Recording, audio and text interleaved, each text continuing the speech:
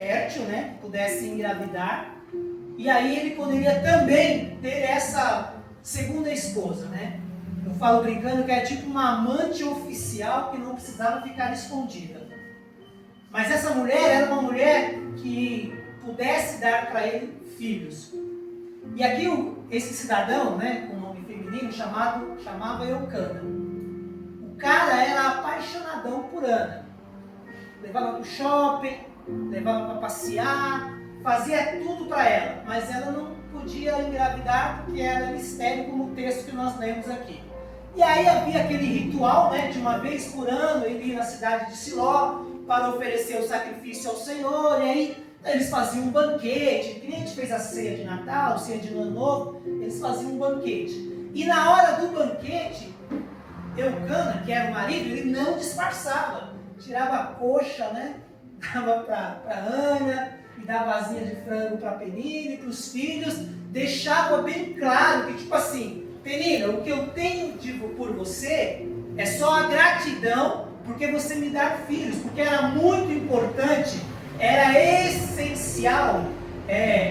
Nessa época, o mundo era de agricultura. Então, se você tivesse muitos filhos, você tinha muita mão de obra. Então, como Penina deu muitos filhos, Eucana tinha gratidão, mas não tinha amor. E Ana tinha o amor, mas não tinha filhos. Para nós homens, assim, todo homem quer ter filhos. Eu tenho 2 filhos. Mas você não vê um homem assim, morrendo assim. Se eu não tiver filhos, eu vou morrer. Se o homem não tiver uma carreira, uma vida profissional, se ele não realizar profissionalmente, esse homem se sente completamente complexado, inferiorizado, não se sente com respeito na sociedade. Mesmo hoje, com toda a modernidade, mesmo hoje com o feminismo, uma mulher que não gera filhos, que não tem filhos, se sente frustrada. E uma outra coisa que uma mulher também quer é se sentir amada. E é interessante que Penina tinha filhos. Ana tinha uma história de amor. Só que Ana estava frustrada, mesmo vivendo uma história de amor, estava frustrada porque não tinha filhos. Penina tinha filhos, mas não tinha uma história de amor. Então estava frustrada. Se você perceber, Ana queria o que Penina tinha, filhos. Penina queria o que Ana tinha, uma história de amor. E todos nós, irmãos, mesmo nós, homens, que é a grande maioria aqui, a gente também quer viver uma história de amor. A gente também quer ter filhos. Só que a gente tem que entender que muitas vezes você vai ter uma área da sua vida estéril. Assim como Ana tinha literalmente uma esterilidade onde ela não podia ter filhos. O texto que nós lemos tem alguns detalhes, né? A Bíblia, irmãos, para você ler, ela tem camadas. E a primeira vez que eu li a Bíblia, eu lia no ônibus, indo trabalhar. Li o Novo Testamento todinho. Né? No começo eu lia, o ônibus dava 1 hora, era de Guarulhos que eu morava, do bairro até a Penha, Metropenha, dava mais ou menos 1 hora. Normalmente eu lia meia hora e dormia, babava, sempre acordava com um vidro assim, cheio de gel, porque eu dormia assim e tal. Mas teve uma hora que eu comecei a ler, eu lembro que quando eu terminei de ler a primeira vez o Novo Testamento, o meu sentimento foi, Deus, eu tinha mais ou menos 19 para 20 anos, eu falei, Deus, eu não entendi nada. Hoje eu sei que era o Espírito Santo, mas na época eu não tinha entendimento, só tinha um coração sincero. Eu só ouvi uma voz que hoje eu sei que era o Espírito Santo dizendo, lê de novo. E aí eu li de novo e algumas coisas eu entendi.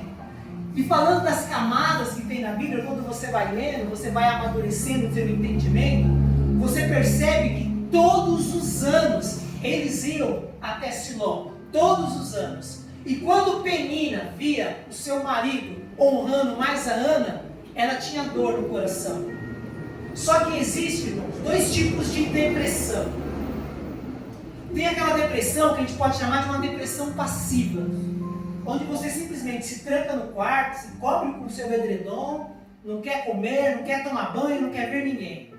Só que existe uma depressão, que eu vou chamar assim, de uma depressão ativa. A pessoa faz coisas, trabalha, realiza, mas dentro dela tem uma morte, tem uma angústia, tem um luto. Assim era a condição de Penina. Ela tinha uma depressão ativa. Tinha filhos, fazia coisas, realizava, mas ela queria viver uma história de amor. Ana tinha uma depressão, vamos chamar assim, tradicional. Quando Penina provocava e humilhava, ela chorava e se deprimia. Só que eu falei de camadas, né, que a Bíblia tem. Todos os anos eles iam para Siló. Todos os anos Eucana dava uma porção melhor para Ana.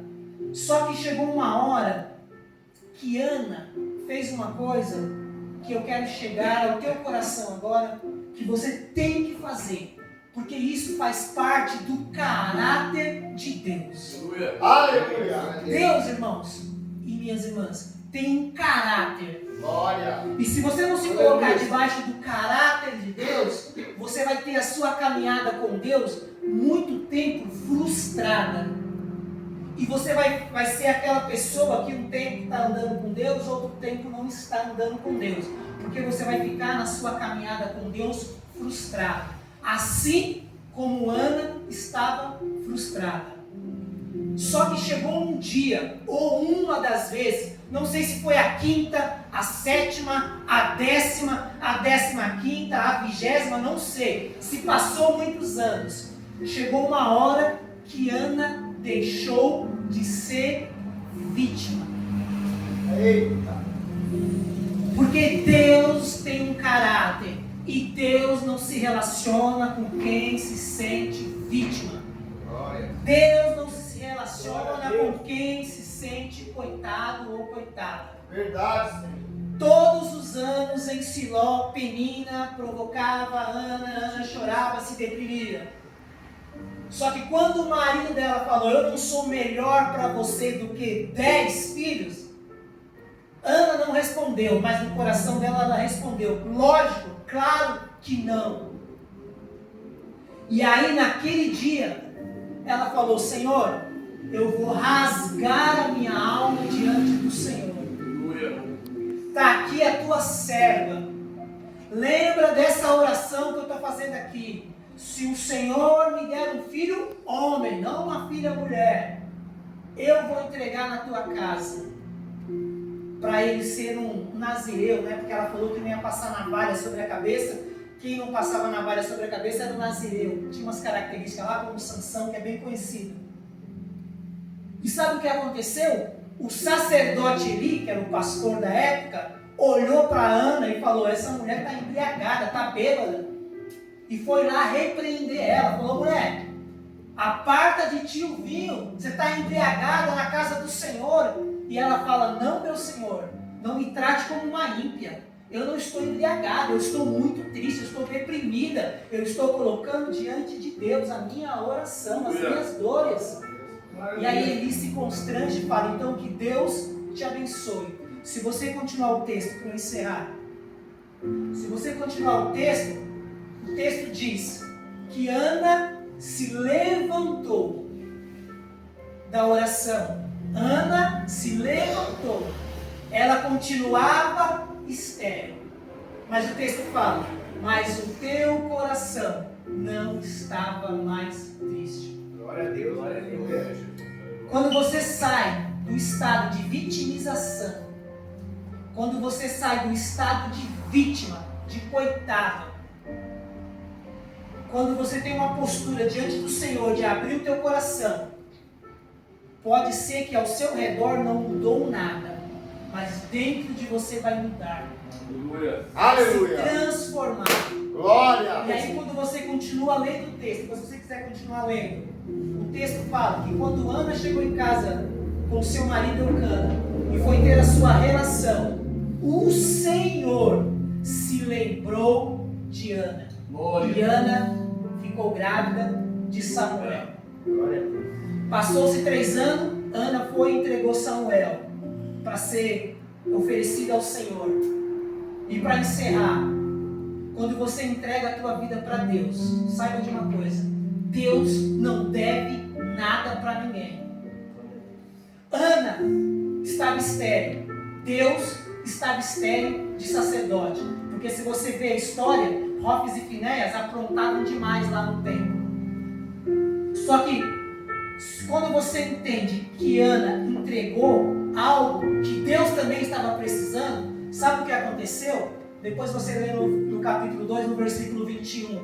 E Deus deu a Ana 3 filhos e 2 filhas. Porque Deus não deve nada para ninguém. Quando você faz entrega para Deus, todo o teu coração, Deus vai sempre te honrar. Mas desde que você tenha um coração de Ana, deixe de ser coitado, deixe de ser vítima. E Deus vai te honrar e vai fazer você ser abençoado, assim como Ana foi abençoada, em nome de Jesus. Deus te abençoe. Que essa palavra fique gravada no teu coração, em nome de Jesus.